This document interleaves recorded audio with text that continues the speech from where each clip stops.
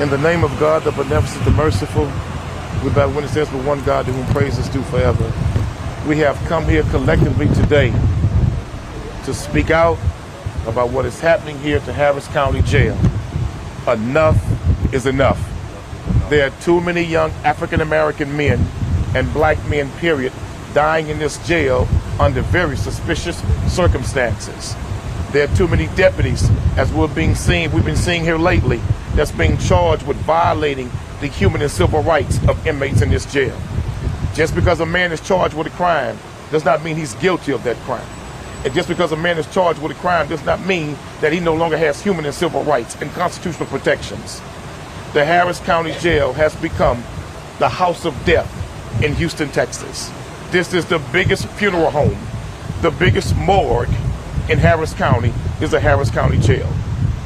It is sad to learn that this place is so severely understaffed. This place is extremely overworking workers and deputies who are so frustrated with stress to where now you don't have the appropriate funds to hire the appropriate people to work in facilities like this. You're picking and choosing from the bottom of the barrel because you don't have the money to hire qualified people that should be working in jails like this with some sense of humanity. A lot of these brothers are being beaten, being stomped, being choked, being slammed, necks broken, backs broken, arms broken, internal bleeding, organs being punctured from beatings at the hands of deputies. This is a fact. Enough is enough. Too many young men are dying in this jail, and we demand immediate changes right now to what is taking place in this jail. This place is the house of death. The Harris County Jail is the house of death, whether we like it or not. And those in this jail, some of them are being stuck in this jail because the courts are moving so slow. The courts are just resetting and resetting and resetting and resetting, leaving them to wallow and live in squalor. Some in this jail have even sent pictures anonymously that the conditions are less than a third world country. This is a shame what's taking place in this jail, and we demand immediate change. If the FBI needs to step in, the Department of Justice to step in and take over this jail, well then what are you waiting on? Because if it was the same number of young white men dying in this jail like this young black men, they would have came in a long time ago and did something about this. This mother's son just passed in this jail, and she was speaking about the crazy circumstances of how she learned about her son's death, just to show you the blatant level of insensitivity when it comes to notifying families and loved ones of what's happening with their loved ones in this jail. Go ahead and state your son's name again. My son is Kevin Leon Smith Jr. I got an inside call from social media stating that my son passed away. They seen him laying in the bunk. His pants was urine. They was already wet. When they picked him up on the stretcher, they made like they was doing CPR, which was not true. When I called and called, no one reached out to me. Finally, a chaplain called me close to 1 o'clock. Y'all stated my son was transported to Bentorb Hospital. He was out Harris County system at 9:12 a.m. How did y'all even know he was dead at 9:12 a.m.? If you go on your records and look now, it's stating my son is still active in Harris County on the 5th floor. Not he's deceased. He had court February the 3rd, which he was coming home that Friday. Y'all reset it and said he'll be reset to next February the 24th. How you reset a deceased body? That's what I'm not understanding. Then when I called up here, I have to call up here and let them know my son dead in the custody of them. He wasn't at home, he was in their custody. Whether they overstaffed, understaffed, and all that, I know for a fact you have 2 guards that watches that floor at night. Kevin wasn't in the 1 or 2 cell. He was housed in the big cell where it was opening. Nobody seen nothing, supposedly, but I have some that's willing to talk, but I don't want to put them children in danger for their parents to get the same call saying that they left. They scared to say something because the guard, as they said, whooping their ass. But this one right here, Kevin Leon Smith Jr., Zydeco Kevo gonna shake the world. This body right here is not gonna stop till we get justice. I want everybody that supposedly did CPR, everybody that supposedly transported them, the staff that was working that night, the ones that watched the switchboard. I want camera footages pulled. If I got to pay and give my last dime, this death right here would not go unsolved. On top of that, Then y'all have the nerves to call me and tell me I can come pick up his property, a cell phone, and clothes that when y'all locked my son up, July the 1st, y'all got a newspaper article that was just printed out Wednesday stating he's from Katy. He's not. Stating that he was 24 years old on a $10,000 bond. Not. Stating that y'all just served my house July the 26th. July 26th. He was in y'all custody. Who did y'all serve papers to? Who did they serve? And it's sad. It's truly sad. I'm just holding together. Then when I call up here to get information, tell us we not the parent. He'll say he have no next of kin. And I know he has no next of kin. But we is his mother and father. And I'm saying y'all he had no next of kin. They wouldn't give us no information. None.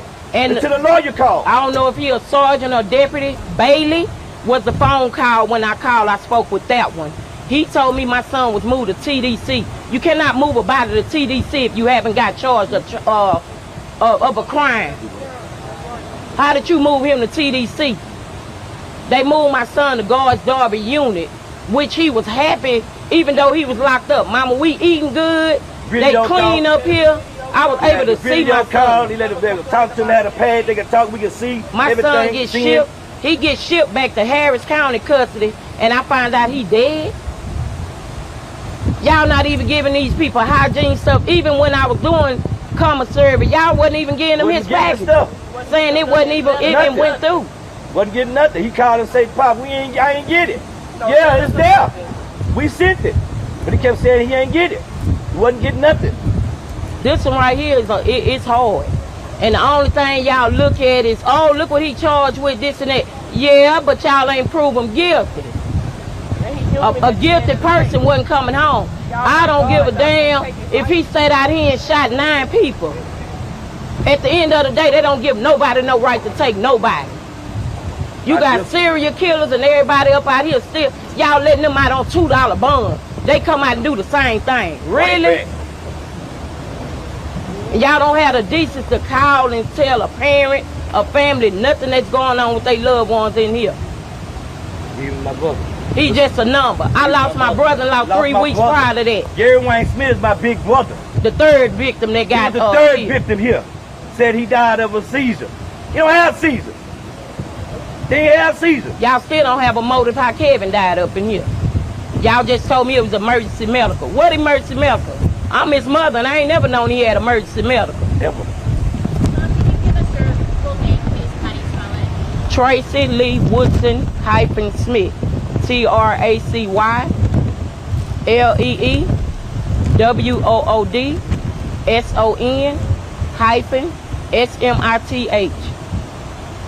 did you want to say, it's hard to pick up multiple voices. Right, sorry. Stuff like that.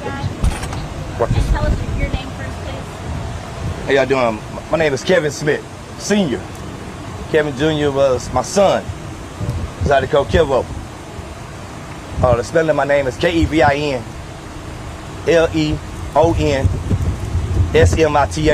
Senior. All I'm saying is, it's too much going on. We just talked to my son the night before. She called me and say, I wasn't gonna tell you. She say, baby, but he be home Friday. She was so excited. He was excited. He told her, he say, Mama, I gotta get off the phone with y'all because I need to call everybody and let them know that party is going down. 2 things I always told my son, I never want to see him. Jail or locked up.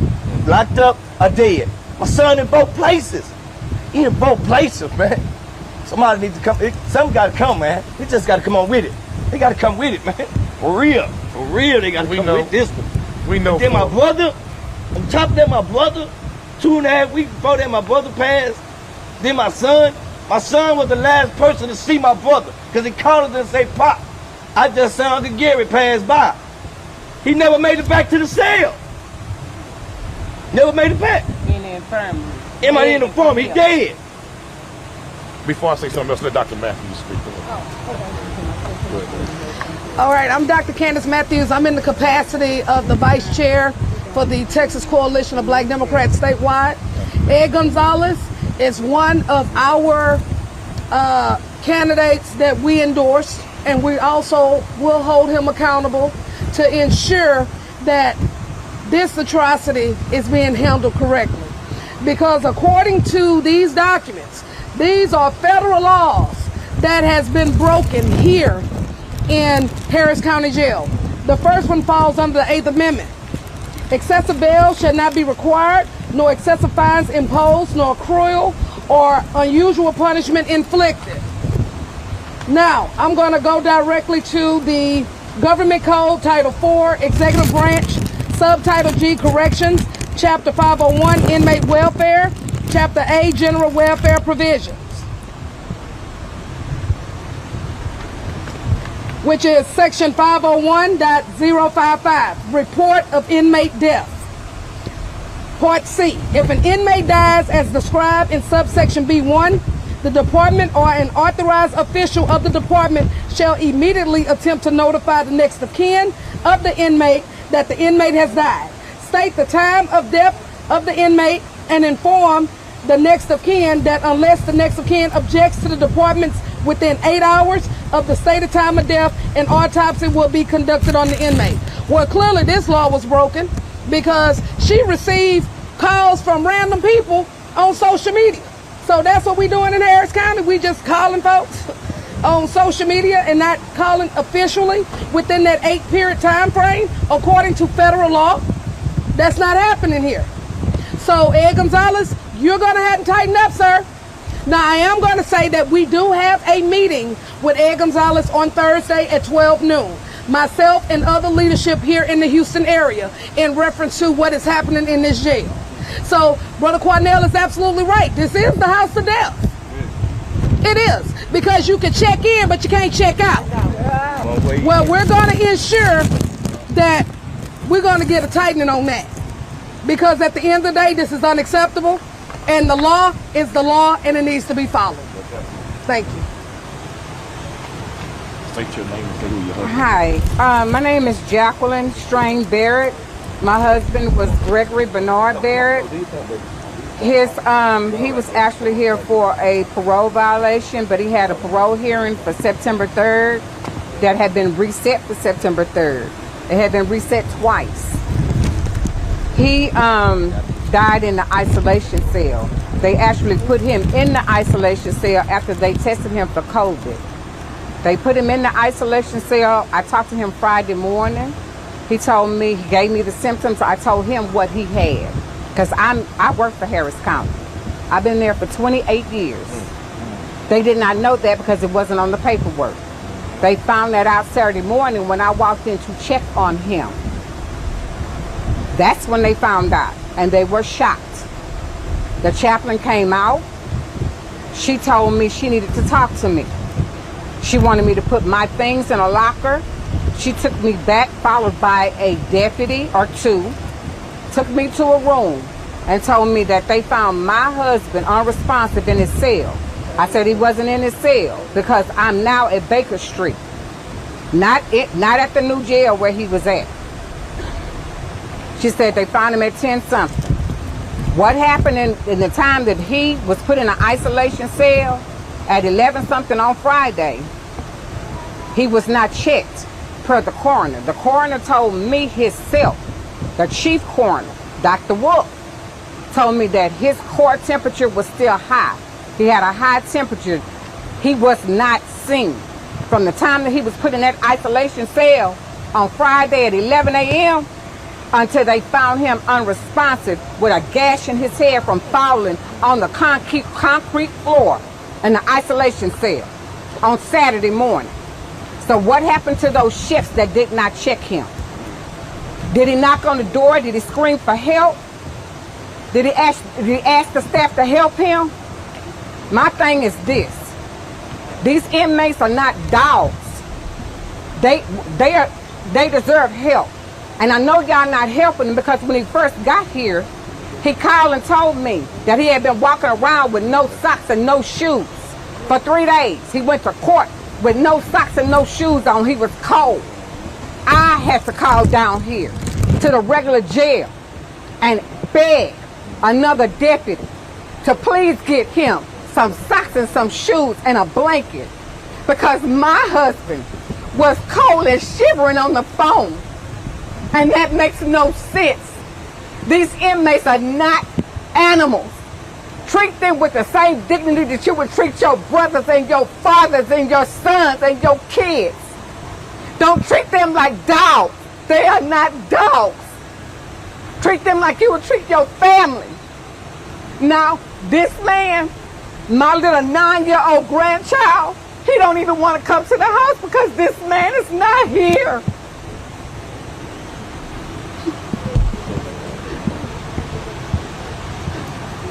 I definitely want this brother to tell his story of what happened to him in this jail. Come over here, brother.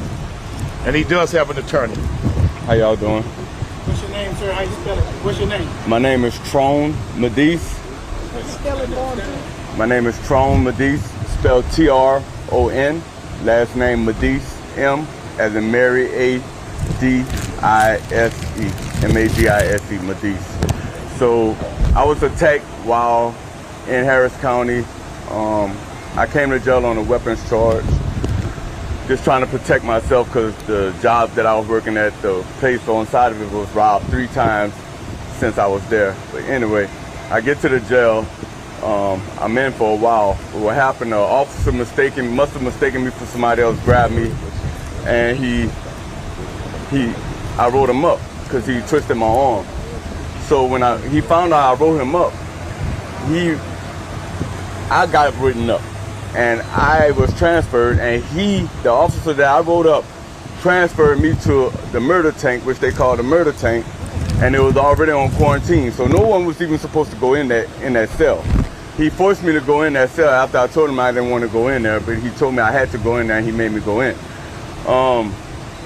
Upon being in there, I wasn't even in there long. I was attacked by 8 individuals when I went into the cell. They closed the door on me and they jumped me. They beat me. I'm screaming for help and I'm thinking I'm about to die. And they just standing there looking at me. And they broke my ribs. They broke my shoulder, my right shoulder, my right knee. They stitched my eye back in. Thank God that he was on my side to save me, because I wouldn't have made it out. When they finally came in the cell to pull me out, it was because an old man, he started beating on the window and screaming for help, and then they left me and went and started attacking him. And that's what made them come in and pull them off of the old man. So I started screaming at the bars, like, come get me, help me. And that's when they came and pulled me out, and they was laughing at me the whole time. So when I get downstairs and they bring me to see the nurses, right. When they bring me to see the nurses, they're laughing at me, and and because I'm in so much pain and I'm crying, they're telling me to shut up or I'm gonna put you in the hole. So the one lady, she tell the other officer, put him in a hole. And so it was a black nurse. She heard what happened and she was like, no, y'all cannot put him in a hole. And she sit by my side until the ambulance came to make sure I got sent to Ben Taub. And I was in the emergency room, the ICU, for a couple of days in critical condition. And the only way my family found out, it was because a nurse at the jail, he snuck me a pen and paper, blocked the police from me giving him my information to contact my family. He blocked the police and slipped me a pen and a piece of paper, and had me to write my current fiance's number down and my sister's number. And he called them and let them and told them what had happened to me while I was in there. Sorry. Okay. So I had to. So upon when my family found out and they got me, bonded me out, I contacted attorney Lewis, and I told her what happened. So she's now representing me, attorney Lewis from the Lewis Law Group. And but my thing is, this past year been so miserable and so depressing because I can't play with my kids like I want to. I'm still going through surgeries. I can't do my job. I'm a master barber, and I can't do my job that I grew up doing and take care of my family properly like I need to, because I'm physically injured and I need so many surgeries to get well. And I just thank y'all for being here today. We'll take any questions from you all at this point. Come back over here, Dad. Come back, Mom. Come back with a microphone. Yeah. You found out that your son was killed via social media, is that correct? Yes. What was that moment like for you? And is that anything that anyone should go through? First of all, my daughter woke up. They could have been twins, and she had just came in there and say, "Mom, I just had a dream. Grandma died and Kevin went to jail." So I looked at her and said, "Destiny, get out of here. You know your grandma ain't dead and Kevin already in jail." Prior to my phone ringing, I opened up my phone and looked in Facebook, and the inmate that reached out to his mother to call me, my son has a trail ride group. It's 3 of them in here that's members of his group. They said, "Mama, they lying. They lying." So I say, "Who lying?" I say, "Baby, I'm finna tell you, do not talk over this phone because they being recorded. I don't want y'all in trouble or they do something to y'all. I'll get a lawyer to come visit you where you can talk." He said, "Okay, Mama." At that time, my daughters, I walked in the room, all my girls was in the room, and I said, "They just told me check on Kevin, he dead." And they was like, "Mama, no." When I called the lawyer and he said, "I'll call you right back." When I got that call back, I felt it. I'm hurt my son gone, but the hurtest part is he was in y'all custody and an outsider had to call me. Y'all don't even have the decency to even reach out to the family and let them know. At this point, this is baby right here. 2-year-old daughter. Y'all looking at her, this is exactly how my son looks. This him. This him. This is twin right here. This the hurting part. This baby wakes up now. She feels something. This morning she wake up, call my daddy, call my daddy. He calls her every day from jail. Every day. If he can't reach up, Mama, call my baby. So just to tell this baby she ain't got no daddy, I mean, it's hurting me. I'm his mama, but at the end of the day, she 2 years old.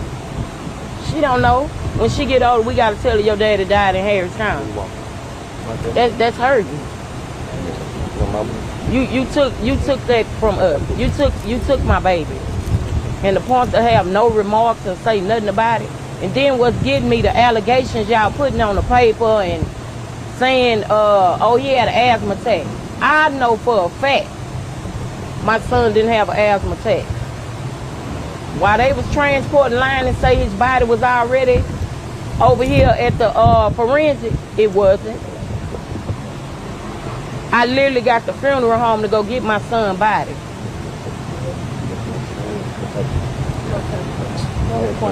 Next question. I know that you guys mentioned that you're meeting with Sheriff Gonzalez on Thursday. If there's a list of changes that you would like to see to prevent the next inmate from life, what would those be? We're gonna present that list to the sheriff. We're gonna release it to the public sometime this evening. But one of the first things on the list, what we want is adequate staffing in these jails. 2, we want adequate notification according to state law and according to federal law of when loved ones are to be notified and how they're to be notified. And 3, we want an outside agency to be contracted by Harris County Commissioner's Court to investigate the allegations of abuse, wrongdoing, and murder in the Harris County Jail. We cannot trust them to investigate themselves. We want an outside agency that's paid by the Commissioner's Court of Harris County to investigate all these deaths and killings and beatings in the Harris County Jail. You just had a deputy arrested yesterday and indicted yesterday. A deputy just got arrested for beating the hell out of one of these inmates. But that's not the first one in the last several months. It's happening over and over and over again in this jail. And it's only because the Department of Justice has not stepped in and took over this jail. And it's only because no outside agency that will make their report public immediately. We want it 3 days after they completed to be made public to the public of what's going on inside this jail with allegations of abuse, wrongdoing, and murder. Ultimately, the buck stops with the Harris County Sheriff. It seems like it's systemic when you have nurses laughing at inmates who have been injured and different deputies treating different people in different ways. Shouldn't there be greater accountability for the Harris County Sheriff? And do you think that he should step down in some capacity, seeing that this is a repeated thing that has happened over and over again since he's been sheriff? Let me say this to you. This same thing was happening under Sheriff Johnny Holmes when I was a child. This same thing was happening under Sheriff Hickman. It happened under Sheriff Garcia. It's happening under Sheriff Gonzalez. It is the culture of the Harris County Sheriff's Department in these jails that is the problem. That's the problem. They honestly believe they can beat the hell out of inmates and get away with it. They honestly believe if they kill one of them, they can cover it up and the system will protect them. So Sheriff Gonzalez is a product of that culture. And that's why an outside agency needs to step in and take over the leadership of this jail. Because taking somebody else from among the ranks of that same culture ain't gonna fix this problem. We need a real agency to step in like the Department of Justice, the Civil Rights Division. Investigate this jail for human and civil rights violations and let the truth fall where it may, and then let's determine who's the most qualified that can be put in place to govern this jail. Because we keep electing the same folks from the same law enforcement culture and we keep getting the same results. Okay. And so, so again, we've been in talks with Sheriff Ed Gonzalez because he has to talk to me because I'm also the accountability chair for the Texas Democratic Party, the Black Caucus. So I actually will have an appointment where I will walk in these jails to talk to some of these inmates and speak to them on what is actually happening. Okay. Now, Ed Gonzalez, Sheriff Ed Gonzalez has been very transparent in certain ways. He's been very to the fact where he's in open arms for suggestions and things that can be done in his jail. Because I did let him know that you have to drain the swamp of these corrupt people that's working for you. You have some of these people in here that are white supremacists that's hiding behind the badge. And you have to be able to drain this out of here. So in order for us to help you, you got to help us help you. Because if not, then we'll fire you at the polls and get somebody else here. So that's kind of where we are right now. So on Thursday, we'll be meeting with him, like I said again, at 12 noon. Myself, LULAC, and other political organizations, so we can get to the table and get to the handle of what this problem is. So are there any other questions before we conclude this press conference? Thank you for your time. This press conference is concluded.